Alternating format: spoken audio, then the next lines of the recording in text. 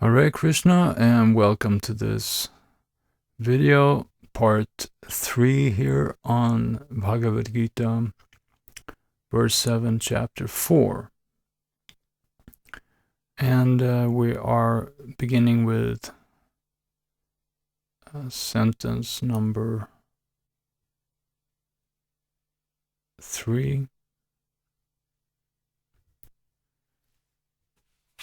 which is like this. Yada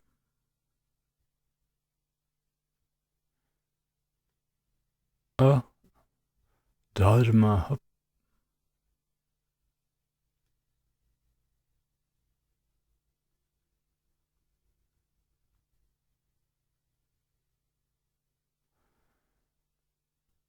bhavati.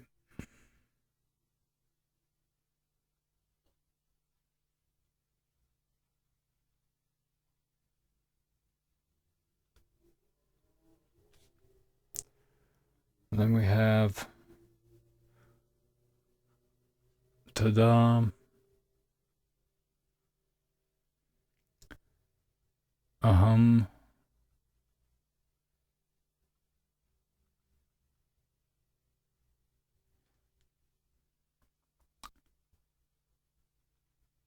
at manam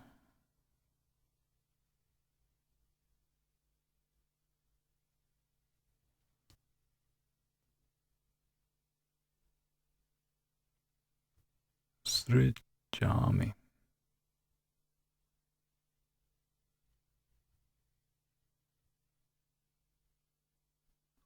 Like that. So yada adharma bhavati tada aham atmanam srijami. And as usual here, we have, we're not using sandhi now when we're composing like this. So we see things more clearly. All right, so the first point here is that this selection of words down here is exactly what we did in number 2. So I create myself, or I manifest myself. Now, what we see here is the word tada here to the very left on this line. And this word means then, or at that time.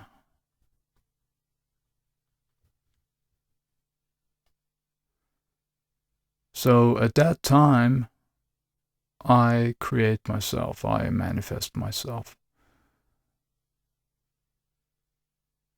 But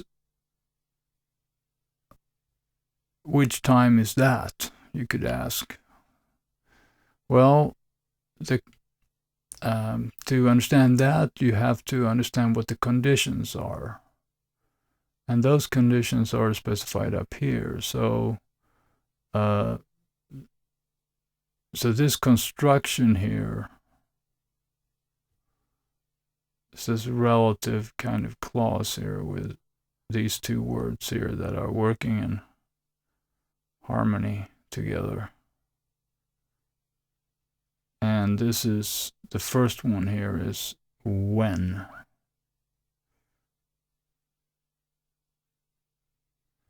So when the de up here, then the de down here. So now our only question here is, what do these two words mean, and how are they connected to the condition here? So let's take bhavati first here. We can take this on the left here.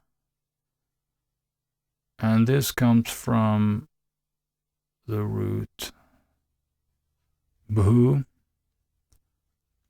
to be or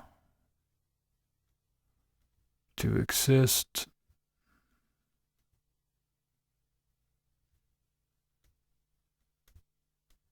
To exist. And some forms of that could be, let's take the first three. Bhavami is one.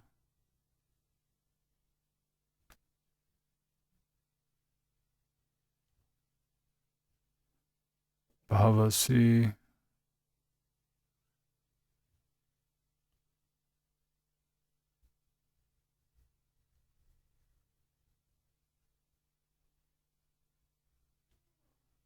And Bhavati.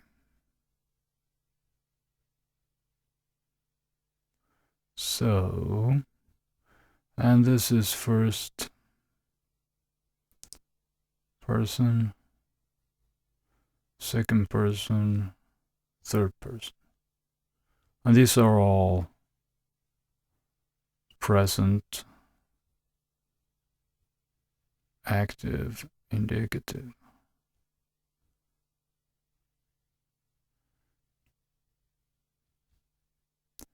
So Bhavami, I am. Bhavasi, you are. Bhavati, he, she, it is.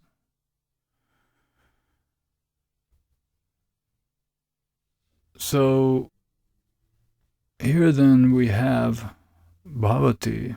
So it could mean he, she, it exists. But what is he, she, it? How do we know what that is? Well, it's actually,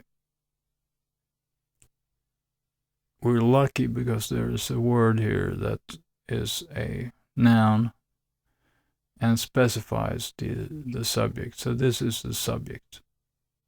Dharma. And let's write this up here.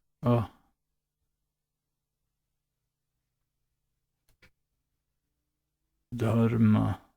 Write it like that. Stem form here. And it's, and this is using the normal short declension. So we'll get dharma.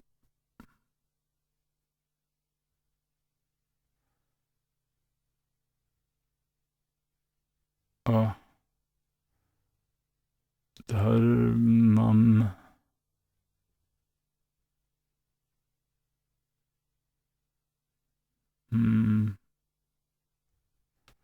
That and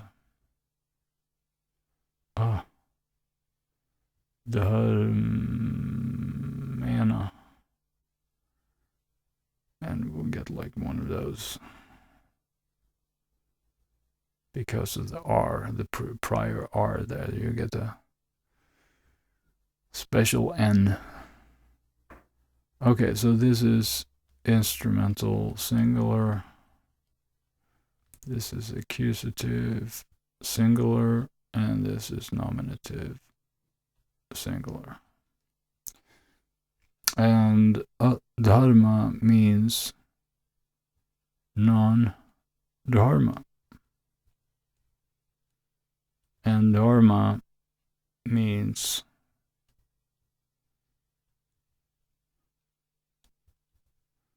religion, law, duty.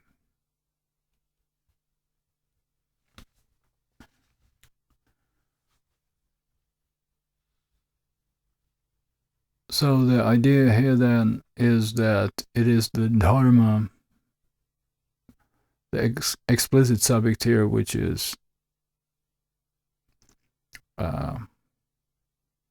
doing the being.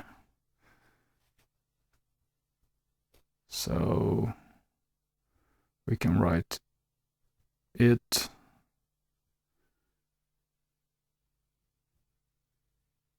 is.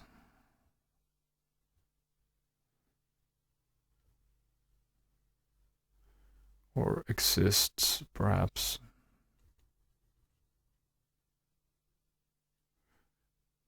An even better translation would be there is here in this case. But we can make it like that. So when there is non-dharma,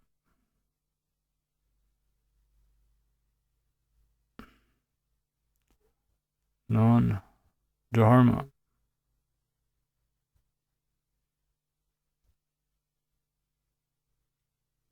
it is, or it exists. So when there is no non-dharma, then at that time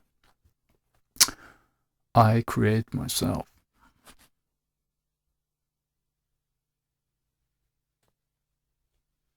So that is the idea expressed here. It's not exactly what is in the sort of the final verse that is in the Gita, but it's a simplified version. And we're illustrating here the clauses here with the yada and tada to make it more simple. So it's about when there is dharma, non-religion, non-law, non-duty, when all those conditions are fulfilled, then I create myself. And the idea is of course that when the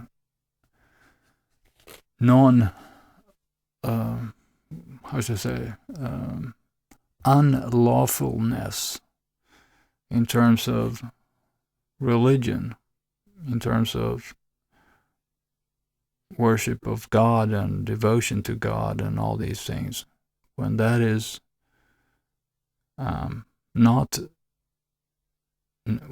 not there, then Krishna manifests himself in the material world. All right, that's sentence number 3, and see you in part 4. Hare Krishna.